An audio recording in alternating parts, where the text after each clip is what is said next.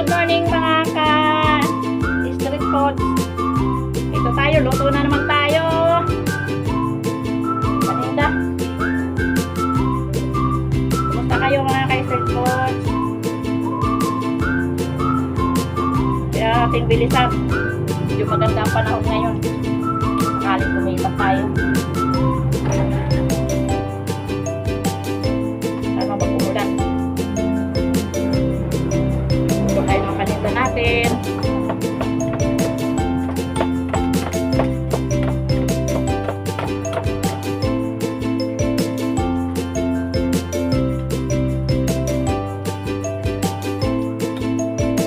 Bilis-bilis. Madali.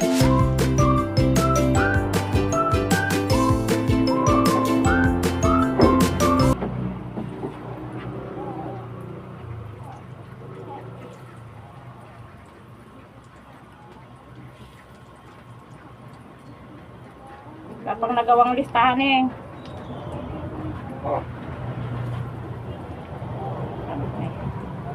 Kina mo na. Surprise mga ka-street foods. Nandito yung ating Meralco.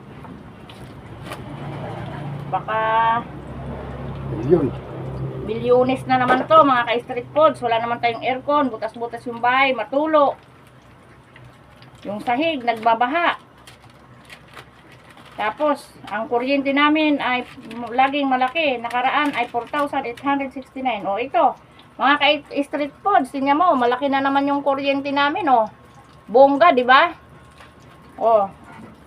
Wala kaming gamit, ha. 4,154. Nakaraan, 4,861. Ba, mga ka-street foods, ganun talaga ang kuryente dito sa amin. Nagtataka na kami, mga ka-street foods, yung pangkain namin ay babayad lang sa kuryente. Ganon kalaki ang kuryente namin mga ka-street foods. Ang hirap itaguyod. Ang pambayad, ang hirap likumin.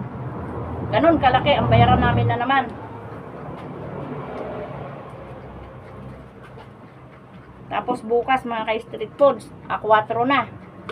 Bayaran ng aming bahay. Wala pa kaming nalilikom na pangbayad.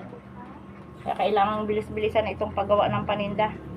Ang sa ganun makalikom ng pambayad bukas kung aabot. Dahil yung tinitirahan naming matulong bahay, butas-butas lahat. Ang dingding ay grills. Ang dingding sa higaan grills lang. Tapos ang binabayaran 3,000 ng 3,000. Pag mainit, mainit na mainit.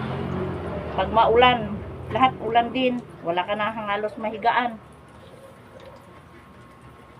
Grabe, sobrang hirap mga ka-street foods pag wala kang sariling barong-barong. Sana biglang maghilmala yung sigad na magkaroon kami ng sariling tirahan. Kawawa lang yung mga anak ko. Dumating na naman ang kuryente. Limpak na naman. Bayarin ng bahay bukas, A4.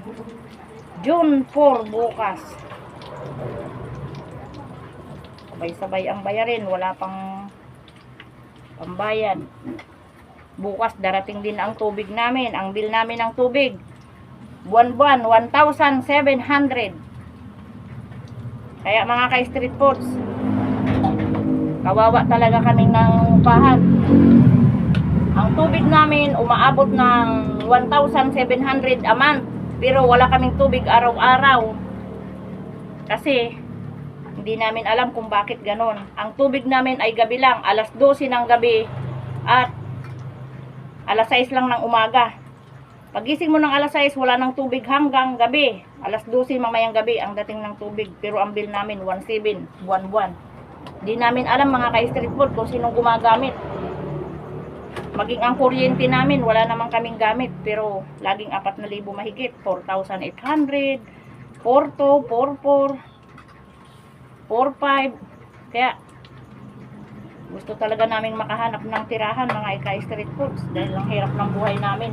Yung kunting kita namin naupunta lang sa bayarin ng kuryente, bahay at tubig. Tubig 1,700 pero araw-araw kami walang tubig. Darating ang tubig sa gabi alas 12.